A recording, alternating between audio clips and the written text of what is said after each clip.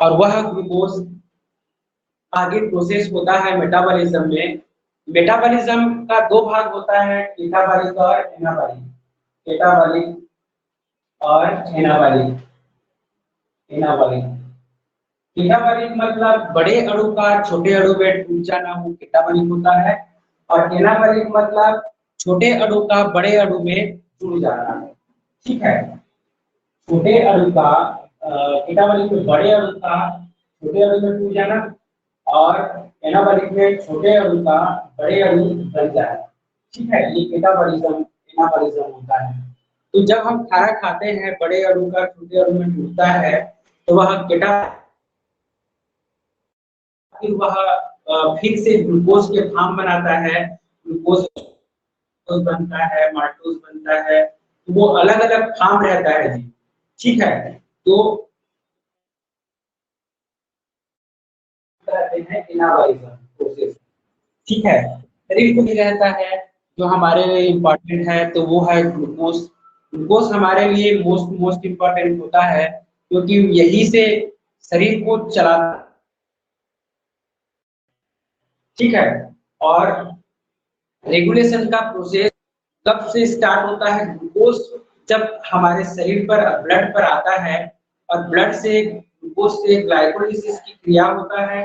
Glycolysis से Krebs cycle में जाता है। क्रेब्स साइकिल पर एटीपी, और एटीपी के बाद फिर इलेक्ट्रॉन ट्रांसपोर्ट चेन, और इलेक्ट्रॉन ट्रांसपोर्ट चेन के बाद फिर वह एटीपी के रूप में स्टोर हो जाता है माइटोकॉन्ड्रिया पर। ठीक है, माइटो हमारा शरीर एक्टिविटी चल रहा है ये, और हमारा शरीर क्या होता है, ब्लड रेस्पिरेशन चल रहा है। ठीक है, एक्टिविटी चल रहा है यहाँ पर, और जैसे ही यहाँ का एनर्जी खत्म हो जाता है तो हम थकान फील करते हैं, मतलब वो एटीपी खत्म हो गया। ठीक है, तो हम थकान फील करके रुक जाते हैं। ये बाद में समझ आएगा आपको, क्लासिफिकेशन बताने के बाद हम मेटाबॉलिज्म पढ़ाएंगे, उसमें समझ आएगा। आगे बढ़ते हैं, क्लासिफिकेशन क्या होता है। कार्बोहाइड्रेट को हम एक फार्मूला के रूप में इंडिकेट करते हैं, CnH2n और ON। ठीक है, इसी से जुड़ते जाता है। ग्लूकोज को मान लो, यहाँ पर ग्लूकोज का क्या होता है, मतलब कार्बन का 6 देंगे यहाँ पर, तो यहाँ क्या हो जाता है, 6 दूनी 12 हो जाता है, और वो C6H12 C6H12O6। ठीक है, इस तरह से बन जाता है। तो यहाँ पर जितना मॉलिक्यूल्स रहेंगे वैसे ये इंटू होते जाता है। आगे हम बढ़ते हैं, कार्बोहाइड्रेट का क्लासिफिकेशन। ठीक है, क्लासिफिकेशन क्लासिफिकेशन में हम देखेंगे इसको अलग अलग ग्रुप में डिवाइड किया गया है। क्या क्या, मोनोसेकेराइड्स, मोनोसेकेराइड्स, और देखो डाइसेकेराइड्स नहीं, मोनोसेकेराइड के बाद फिर ओलिगोसेकेराइड। ठीक है, इसमें डाइसेकेराइड ट्राइसेकेराइड ओलिगोसेकेराइड, और उसके बाद फिर मोनोसेकेराइड ओलिगोसेकेराइड और पॉलीसेकेराइड। पॉलीसेकेराइड आता है। ठीक है, कार्बोहाइड्रेट के भाग में इसका क्लासिफाई किया गया है, मोनोसेकेराइड ओलिगोसेकेराइड और पॉलीसेकेराइड। मोनोसेकेराइड्स के अंतर्गत क्या आता है, सिंगल मोनोमर आता है। ठीक है, यहाँ पर सिंगल अणु आता है, मोनोमर। ठीक है, जैसे हम लेते जाते हैं, समझ आते जाएगा। ग्लूकोज, ग्लूकोज एग्जांपल लिए, तो ग्लूकोज एक मोनोमर है, मोनोसेकेराइड होता है कार्बोहाइड्रेट का। और उसके बाद आता है फ्रक्टोज। ठीक है, ग्लूकोज, फ्रक्टोज। ठीक, उसके बाद फिर आता है गैलेक्टोज, यह भी मोनोसेकेराइड्स है, गैलेक्टोज। उसके बाद फिर राइबोज, राइबोज या फिर राइबोज होता है, या फिर राइबोज होता है। ठीक है, अगला है ग्लिसरॉल्डिहाइड। ग्लिसरॉल्डिहाइड भी एक प्रकार का मोनोसेकेराइड है। दूसरा एल्डिहाइड। छठवां डाइहाइड्रॉक्सी एसीटोन था, डाइहाइड्रॉक्सी एसीटोन, ठीक है, फॉस्फेट नहीं, डाइहाइड्रॉक्सी एसीटोन होता है। तो ये सब मोनोसेकेराइड्स में आते हैं। ये दिख रहा है कैसे? हाँ, ये सब मोनोसेकेराइड्स में आएंगे। ओलिगोसेकेराइड्स के अंतर्गत यहाँ पर ओलिगोसेकेराइड्स मतलब एक मॉलिक्यूल से ज्यादा, ठीक है, मतलब क्या आ जाएगा, 2 से 10 तक के जो मॉलिक्यूल्स आएंगे वो ओलिगोसेकेराइड्स के अंतर्गत आता है जी। इसमें से फिर इसको सब क्लास किया गया है, ओलिगोसेकेराइड्स को बांटा गया है डाइसेकेराइड्स में, डाइसेकेराइड्स में, ठीक है, डाइसेकेराइड्स, ट्राइसेकेराइड्स, ट्राइसेकेराइड्स, उसके बाद फिर है टेट्रा, ठीक, और अगला है पेंटासेकेराइड, ठीक है, पेंटासेकेराइड। डाइसेकेराइड्स मतलब क्या होता है, इसमें से मोनोसेकेराइड्स के 2 अणु मिलकर के डाइसेकेराइड्स बनता है। और क्या क्या नाम लेता है, लिया जाता है उसको बता रहे हैं। जैसे ग्लूको, जैसे पहला रहता है सुक्रोज। सुक्रोज किससे किससे मिल करके बनता है? सुक्रोज जी, ये एक प्रकार का क्या होता है, डाइसेकेराइड्स है सुक्रोज। सुक्रोज, उसके बाद है माल्टोज, ठीक है, और लैक्टोज। लैक्टोज, सुक्रोज कौन कौन से अणु से मिल करके बनता है? ग्लूकोज और गैलेक्टोज, की ग्लूकोज और गैलेक्टोज जी, सुन रहे हैं? सुक्रोज किससे बनता है? किससे किससे बनता है? फ्रक्टोज और गैलेक्टोज, फ्रक्टोज और गैलेक्टोज, ये दोनों मिल करके बनाता है सुक्रोज, ठीक है। फ्रक्टोज और गैलेक्टोज, फ्रक्टोज और गैलेक्टोज मिल करके सुक्रोज बनाता है, ठीक है। ग्लूकोज और ग्लूकोज, ग्लूकोज के 2 मॉलिक्यूल्स मिल करके कौन सा बनाता है? माल्टोज बनाता है, ठीक है। ग्लूकोज और ग्लूकोज के 2 मॉलिक्यूल्स मिल करके माल्टोज बनाता है, G प्लस G, ठीक है, G प्लस G, यहाँ पर आ जाता है, इंडिकेट करते हैं यहाँ। ग्लूकोज और ग्लूकोज के मॉलिक्यूल्स मिल करके, 2 मॉलिक्यूल्स मिल करके क्या बना दिया? माल्टोज। लैक्टोज, लैक्टोज ग्लूकोज और गैलेक्टोज मिल जाता है, ठीक है, ग्लूकोज और गैलेक्टोज यहाँ पर इंडिकेट कर दे रहे हैं, ग्लूकोज प्लस गैलेक्टोज, ठीक है, ग्लू प्लस गैलेक्ट, ठीक है।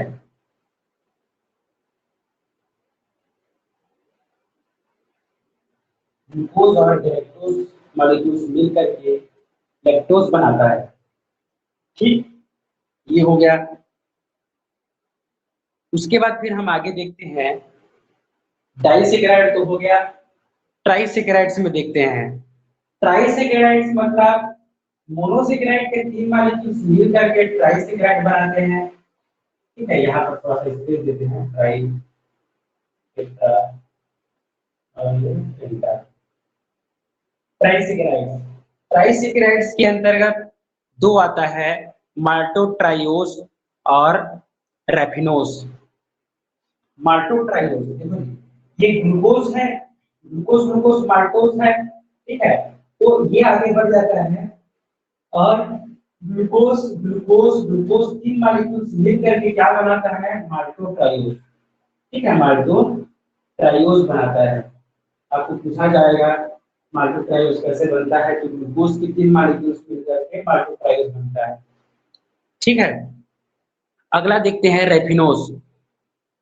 रेफिनोस, यहाँ का एक एग्जांपल है माल्टोट्राइओस और दूसरा एग्जांपल है रेफिनोस, रेफिनोस,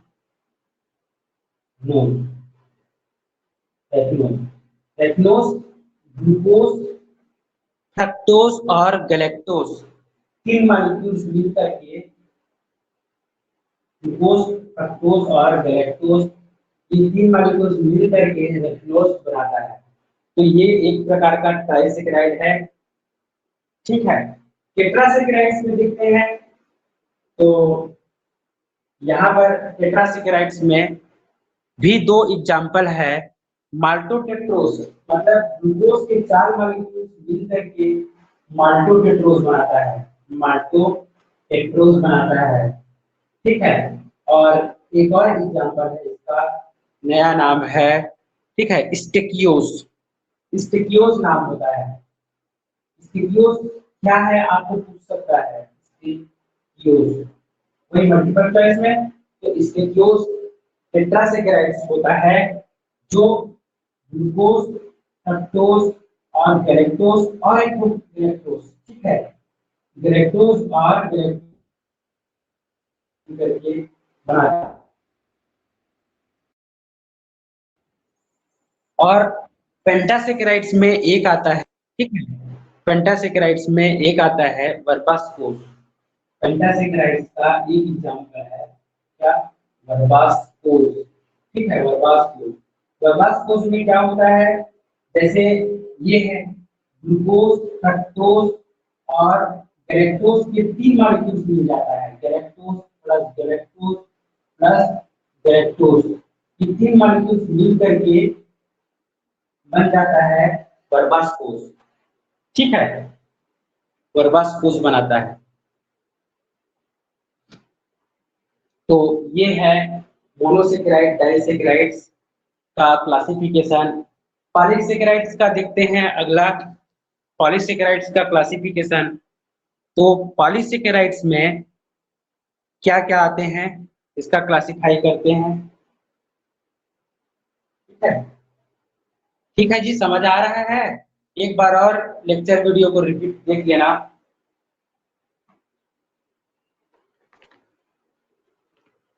पॉलीसेकेराइड्स क्या होता है, पॉलीसेकेराइड्स हम यहाँ पर क्लासिफाई करते हैं। पॉलीसेकेराइड्स को दो भागों में बांटा गया है। क्या क्या दो भाग में बांटा गया है, दो भाग में इसको डिवाइड किया गया है। होमोपॉलीसेकेराइड्स, होमोपॉली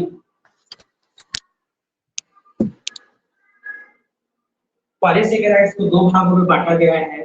क्या क्या, होमोपॉलीसेकेराइड्स, पॉलीसेकेराइड्स और हेटेरोपॉलीसेकेराइड्स, हेटेरोपॉलीसेकेराइड्स, होमोसेकेराइड्स और होमोपॉलीसेकेराइड्स और हेटेरोपॉलीसेकेराइड्स। ठीक है, होमोपॉलीसेकेराइड्स और हेटेरोपॉलीसेकेराइड्स। होमोपॉलीसेकेराइड्स के अंतर्गत दो आता है। पहला आता है सेलुलोज, सेल्यूलोज। ठीक है, यह अर्थ में मोस्ट एबंडेंट रहता है, मतलब अर्थ में सबसे ज्यादा पाया जाने वाला क्या रहता है, होमोपॉलीसेकेराइड्स कौन सा है बोलने पर, सेलुलोज। ठीक है, याद रख लेना, सेलुलोज अर्थ में सबसे ज्यादा पाया जाता है। ठीक है, तो मोस्ट एबंडेंट होता है, मोस्ट एबंडेंट। ठीक है, अधिक, सबसे अधिक लिखिए नाम, ठीक है, सबसे अधिक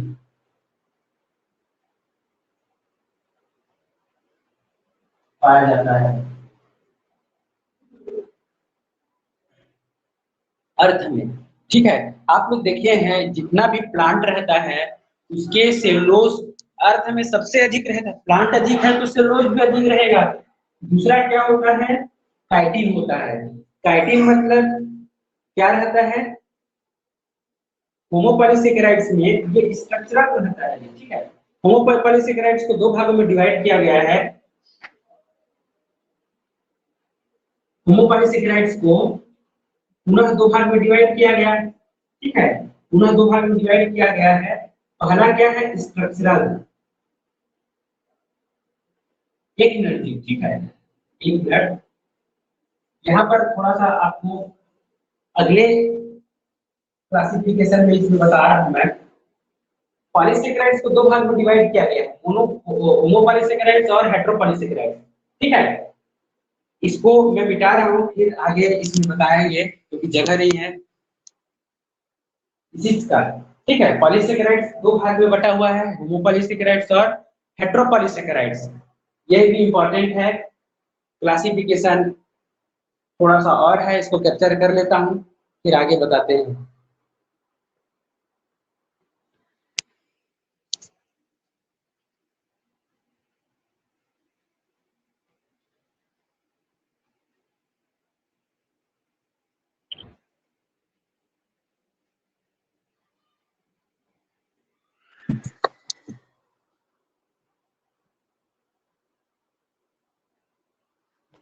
हाँ,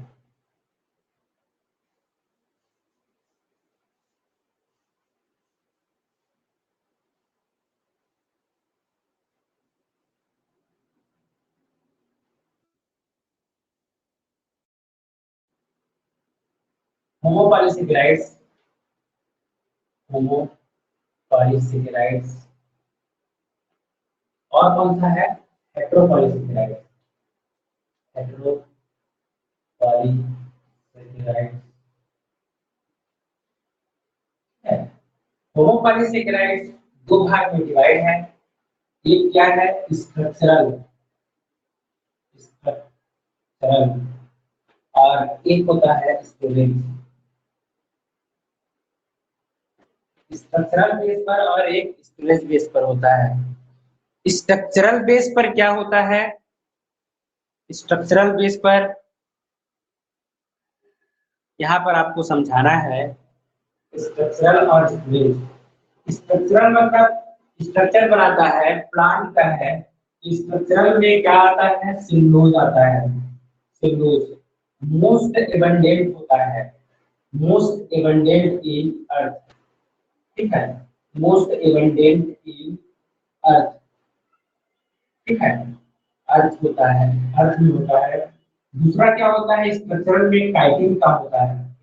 आप लोग देखे हैं इंसेक्टा, इंसेक्टा फार्म में उनका जो लेयर रहता है, ठीक है, इंसेक्टा में, सॉरी जी, हाँ इंसेक्टा हो गया, और उसके बाद फंगी में है। ठीक है, फंगी में, फंगी है प्लस इंसेक्टा है। ठीक है, इंसेक्टा, तो इनका जो सेल वाल होता है, ठीक है, सेल वाल हुआ या फिर इसका क्या रहता है, एक्सोस्केलेटन रहता है, स्केलेटन।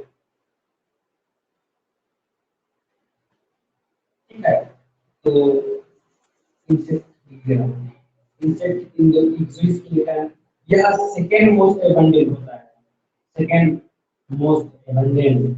अर्थ में इंसेक्टा क्या होता है, प्लांट के बाद इंसेक्टा सबसे अधिक पाया जाता है। ठीक है, ये क्लासिफिकेशन याद रख लेना इसको। स्टोरेज फार्म, स्टोरेज मतलब क्या होता है, प्लांट में हम देखेंगे, प्लांट में तो स्टार्च आता है। स्टार्च क्या होता है, एक प्रकार का यह पॉलीसेकेराइड्स होता है जी। ठीक है, जिस प्रकार से ग्लूकोज का ग्लाइकोजन में स्टोर होता है एनिमल में, तो प्लांट में क्या होता है, स्टार्च के रूप में स्टोरेज होता है। ठीक है, यह स्टोरेज होता है। ठीक है, स्टोरेज पॉलीसेकेराइड है, पॉलीसेकेराइड्स है। ठीक है, और एनिमल में हम देखेंगे, एनिमल में जो स्टोर रहता है ग्लाइकोजन। ठीक है, ग्लाइकोजन, यह भी क्या है, एक प्रकार का स्टोरेज पॉलीसेकेराइड्स है। ठीक है, अगला देखते हैं हम हेटेरोपॉलीसेकेराइड्स, हेटेरोपॉलीसेकेराइड्स। हेटेरोपॉलीसेकेराइड्स मतलब यह हेटेरोपॉलीसेकेराइड्स इसमें होता है, तो हेटेरोपॉलीसेकेराइड्स बैक्टीरिया के सेल वॉल पर होता है, बैक्टीरिया सेल वॉल पर। ठीक है, हेटेरोपॉलीसेकेराइड्स होता है जिसे हम क्या कहते हैं, पेप्टाइडोग्लाइकान। ठीक है, हेटेरोपॉलीसेकेराइड्स क्या होता है, पेप्टाइडोग्लाइकान, पेप्टाइडोग्लाइकान पेप्टाइडोग्लाइकान, ठीक है। पेप्टाइडोग्लाइकान किसमें होता है, तो ये इसमें होता है, इसमें पाया जाता है बैक्टीरिया के सेल वॉल पर, ठीक है। पेप्टाइडोग्लाइकान बैक्टीरिया के सेल वॉल पर पाया जाता है। यह पेप्टाइडोग्लाइकान एक प्रकार का हेटेरोपॉलीसेकेराइड है। इसमें क्या होता है, NAG और NAG, NAN, ठीक है। यह यहाँ पर आते हैं, यह दो प्रकार के हेटेरो से मिलकर बनता है NAG, मतलब N एसिटाइल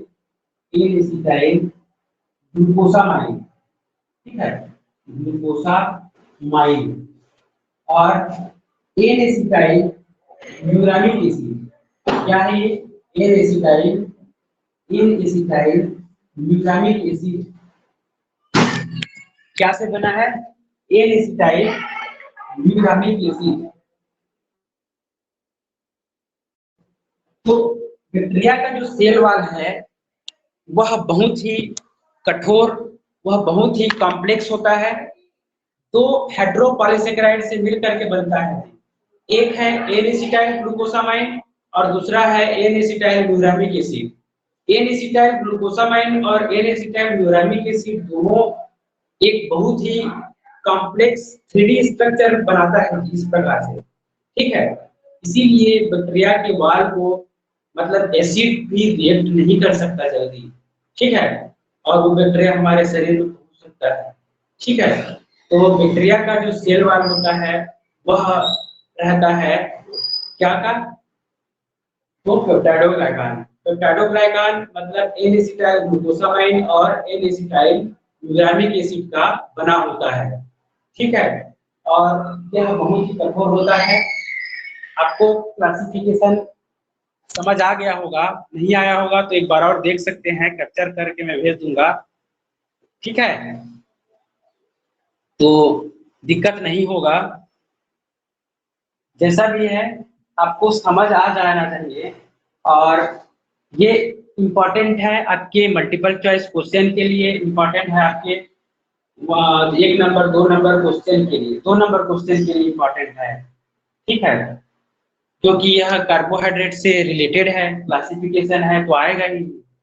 और आपके सिलेबस में कार्बोहाइड्रेट का क्लासिफिकेशन को छोटा छोटा दे दिया है, मोनोसेकेराइड, डाइसेकेराइड, ट्राइसेकेराइड, पॉलीसेकेराइड, ऐसा लिखा दिया है सिलेबस में। तो मैं आपको एक बेस लेकर के कार्बोहाइड्रेट का क्लासिफिकेशन मोनो, ओलिगो और पॉलीसेकेराइड्स में बताए। मोनोसेकेराइड्स के अंतर्गत क्या होता है, वे मॉलिक्यूल्स जिसको हम हाइड्रोलिसिस नहीं कर सकते थे, और डाइसेकेराइड्स को हाइड्रोलिसिस करके मोनोसेकेराइड बना सकते हैं, ट्राइसेकेराइड्स को हाइड्रोलिसिस करके डाइसेकेराइड्स और मोनोसेकेराइड बना सकते हैं, ठीक है। तो हमारे लिए अलग अलग यह फॉर्म है ग्लूकोज का, और अलग अलग रोल प्ले करता है, ठीक है। तो होमोपॉलीसेकेराइड्स मतलब एक ही जाति के क्या होता है, ग्लूकोज से बनता है, इस तरह जैसे सेलुलोज है तो एक ही जाति से बना हुआ है, काइटिन है तो काइटिन है तो ये एक ही जाति से बना हुआ है, स्ट्रक्चर बनाया है। स्टोरेज है मतलब प्लांट में जो स्टार्च स्टोरेज होता है वह भी एक प्रकार का क्या है, पॉलीसेकेराइड्स है, ठीक है। जैसे में क्या है, ग्लूकोज ग्लूकोज ग्लूकोज ग्लूकोज करके लंबा चेन बनाता है तो वो ग्लाइकोजन होता है।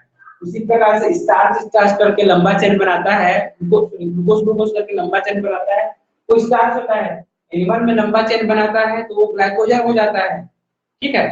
ग्लूकोज का ग्लाइकोजन में चेंज होता है, आपको बताया था, क्योंकि ब्लड में ग्लूकोज के लेवल को मेंटेन करने के लिए हमारे शरीर पर मिक्स्ड ग्लैंड पैंक्रियास से बीटा सेल से इंसुलिन सीक्रेट होता है, वह ग्लूकोज को ग्लाइकोजन में चेंज कर देता है। जब हमारे ब्लड में ग्लूकोज की अधिकता हो जाता है, जब ब्लड में ग्लूकोज की कमी होता है, डाइट करते हैं, ठीक है, या फिर खाना नहीं खाते, तो वह ग्लाइकोजन का ग्लूकोज में चेंज करवाता है, इंसुलिन की जगह अल्फा सेल से ग्लूकेगान, ठीक है। और ये कहाँ से सीक्रेट होता है, यह पेंक्रियास से। पेंक्रियास में दो होता है, एक अल्फा सेल और एक बीटा सेल। अल्फा सेल से ग्लूकेगान, बीटा सेल से इंसुलिन। ग्लूकेगान क्या करता है, ग्लाइकोजन का ग्लूकोज में, और इंसुलिन क्या करता है, ग्लूकोज का ग्लाइकोजन में चेंज करता है और शरीर के एडिपोज टिश्यू में स्टोर करता है। एडिपोज टिश्यू से फिर से वह ग्लूकोज बनाएगा कौन, ग्लूकेगान। तो इस तरह से मेंटेनेंस चलता है। तो एनिमल में स्टोरेज क्या है, ग्लाइकोजन है, ठीक है, ग्लूकोज का ग्लाइकोजन में चेंज हो जाना है।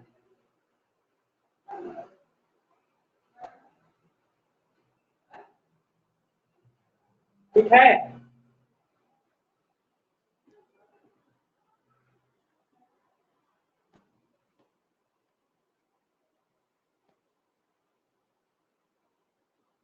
समझ आ रहा है जी। एग्जाम्पल है दो, माल्टोटेट्रोस, मतलब ग्लूकोज के 4 मॉलिक्यूल जुड़ जाता है तो माल्टोटेट्रोस बनाता है। और एक और होगा स्टेकियोस।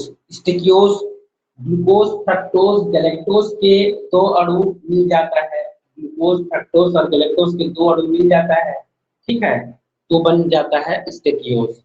ठीक है, वर्बस कोश ये पेंटासेकेराइड्स में आता है, तो ग्लूकोज फ्रक्टोज और गैलेक्टोज के 3 मॉलिक्यूल मिल जाता है तो वह पेंटासेकेराइड्स में आएगा। ठीक है, वर्बस कोश बनाता है, ठीक है। और पॉलीसेकेराइड्स को तो आप बता दिया हूं आपको, वो होमोपॉलीसेकेराइड्स और हेटेरोपॉलीसेकेराइड्स। होमोपॉलीसेकेराइड्स में 2 इसका भाग है, स्ट्रक्चरल होमोपॉलीसेकेराइड्स और स्टोरेज होमोपॉलीसेकेराइड्स। स्ट्रक्चरल मतलब क्या होता है, सेलुलोज होता है, यह अर्थ में मोस्ट एबंडेंट होता है। काइटिन यह अर्थ में सेकेंड मोस्ट एबंडेंट है, ठीक है। और स्टोरेज क्या होता है, प्लांट में स्टोर होता है स्टार्च के फॉर्म में, ठीक है। और एनिमल में ग्लूकोज का ग्लाइकोजन के फॉर्म में स्टोरेज होता है। हेटेरोपॉलीसेकेराइड्स मतलब पेप्टाइडोग्लाइकान होता है। पेप्टाइडोग्लाइकान किस में रहता है, बैक्टीरियल सेल वॉल पर, सेल वॉल पर रहता है। तो पेप्टाइडोग्लाइकान किन किन हेटेरो से मिलकर के बना है, अलग अलग, तो एन एसिटाइल ग्लूकोसामाइड और एन एसिटाइल न्यूरामिक एसिड, इन दोनों के कॉम्प्लेक्स से 3D स्ट्रक्चर बनाता है, बनता है कॉम्बिनेशन से। और उसके बाद यह पेप्टाइडोग्लाइकान बनाता है, पेप्टाइडोग्लाइकान को नहीं तोड़ सकते।